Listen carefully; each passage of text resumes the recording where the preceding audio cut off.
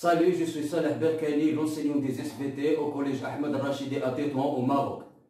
Mes chers élèves de la première année collégiale, parcours international, option français, les abonnés à ma chaîne Labo des SVT, bienvenue à cette séance consacrée au chapitre de la préparation à la sortie géologique, thème des phénomènes géologiques externes.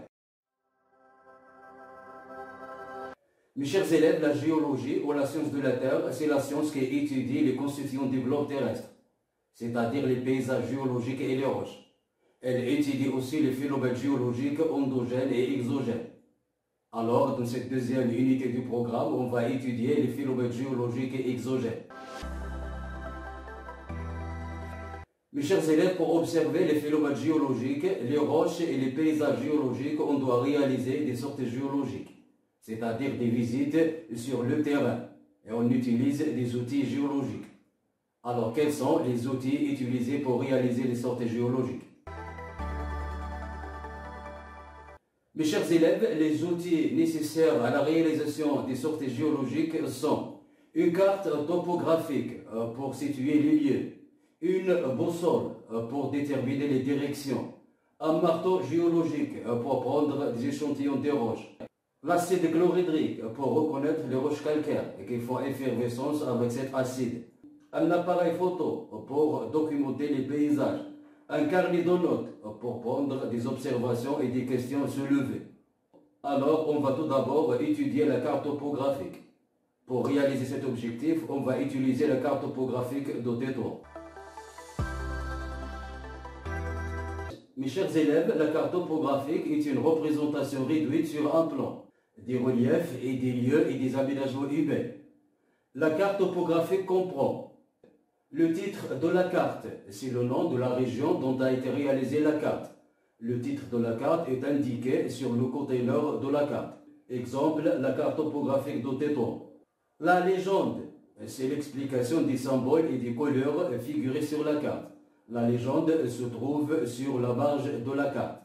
L'échelle de la carte, c'est le rapport qui exprime la relation entre la distance figurée sur la carte et les distances réelles sur le terrain. Son numérateur est 1 cm et son dénominateur est la distance équivalente à 1 cm sur le terrain. L'échelle de la carte de Tétouan est 1 sur 50 000, c'est-à-dire 1 cm représente 50 000 cm ou 1 demi-kilomètre sur le terrain. Les coordonnées, les marges de la carte sont graduées en degrés et en kilomètres. Ces graduations servent à déterminer les coordonnées géographiques et kilométriques du lieu. Deux flèches. La flèche du nord balitique qui attire les aiguilles des boussoles. La flèche du nord géographique, c'est-à-dire le point le plus haute latitude du globe terrestre. Ces deux flèches servent à orienter la carte. Alors, comment orienter la carte avec la boussole? Mes chers élèves, la boussole contient une aiguille aimantée qui s'oriente toujours vers le nord balitique. Pour orienter la carte, c'est-à-dire poser la carte dans les bonnes directions, nord-est, sud-est, on pose la boussole sur la carte. Puis on tourne la carte jusqu'à ce que l'aiguille de la boussole coïncide avec la flèche du nord balitique. Après avoir orienté la carte de Tétouan, on note qu'Omartil se trouve à l'est de la ville de Tétouan.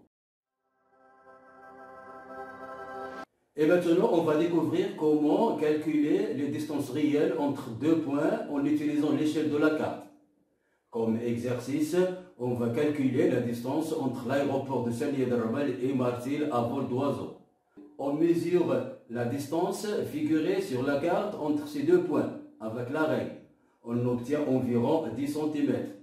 Puis on utilise l'échelle de la carte topographique de Tétouan qui est 1 sur 50 000, c'est-à-dire 1 cm représente 50 000 cm. 10 cm représente x, x est égal à 50 000 multiplié par 10 divisé par 1 est égal à 500 000 cm. Après conversion en kilomètres, ça donne 5 km. C'est la distance entre Martil et l'aéroport de Sali Darbel. Et maintenant, on va découvrir comment on détermine les coordonnées géographiques et kilométriques des lieux. Pour déterminer les coordonnées géographiques des lieux, on utilise les gradations des méridiens et des parallèles en degrés qui sont représentés respectivement sur le bord horizontal et vertical de la carte. Pour déterminer les coordonnées géographiques de la ville de Madiaqa, par exemple, on procède de la façon suivante. On projette le point M qui représente la ville d'Al-Madiaq sur l'axe des méridiens. On trouve la valeur de 5 degrés 19 minutes. Puis on projette ce point aussi sur l'axe des parallèles. On trouve 35 degrés 42 minutes. Donc les coordonnées de la ville d'Al-Madiaq sont 5 degrés 19 minutes ouest et 35 degrés 42 minutes nord. C'est-à-dire la ville d'Al-Madiaq se situe 5 degrés 19 minutes à l'ouest du méridien de Greenwich et 35 degrés 42 minutes au nord de l'équateur. Alors que les coordonnées kilométriques de cette ville sont 507 km et 564,5 km. Alors maintenant, on va découvrir comment on représente les reliefs sur la carte topographique en réalisant la manipulation suivante. On utilise dans cette manipulation une portion de pomme de terre qui représente un relief, un cristallisoire gradué, une plaque de verre et un marqueur. On pose le morceau de pomme de terre au fond du cristallisoire. Puis on pose la plaque de verre sur ce cristallisoire. On verse de l'eau jusqu'au niveau de 1 cm. Puis on marque sur la plaque de verre avec le marqueur le niveau de contact de l'eau avec la pomme de terre. On obtient une courbe fermée. Et puis on verse de l'eau jusqu'à 2 cm. On marque avec le marqueur sur la plaque de verre le contact du niveau de l'eau avec la pomme de terre. On obtient une autre courbe fermée. On fait la même chose avec les hauteurs de 3 et 4 cm. On obtient alors plusieurs courbes fermées concentriques sur la plaque de verre.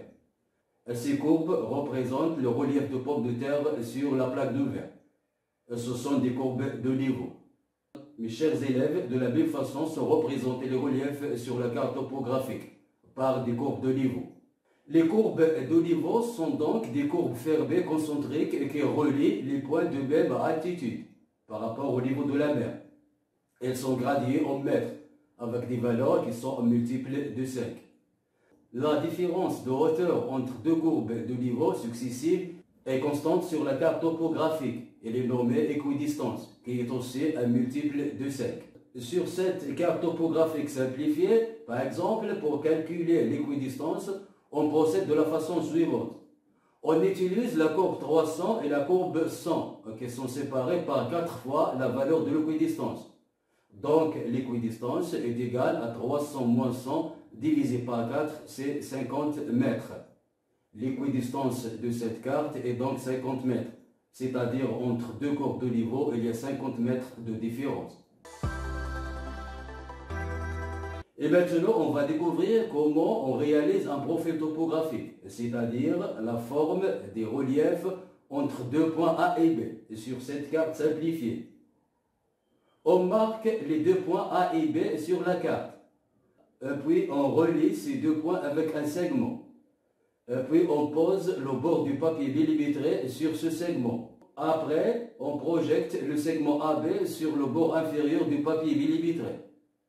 Puis on gradue convenablement l'axe vertical qui est l'axe des hauteurs.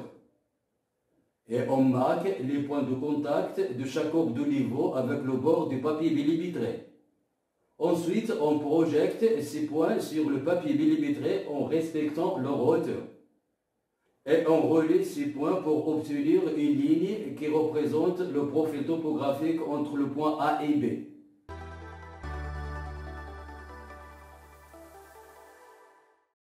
Mes chers élèves, on est arrivé à la fin de cette séance. La séance prochaine sera consacrée à la sortie géologique, pour savoir comment utiliser la carte sur le terrain et pour observer les paysages géologiques.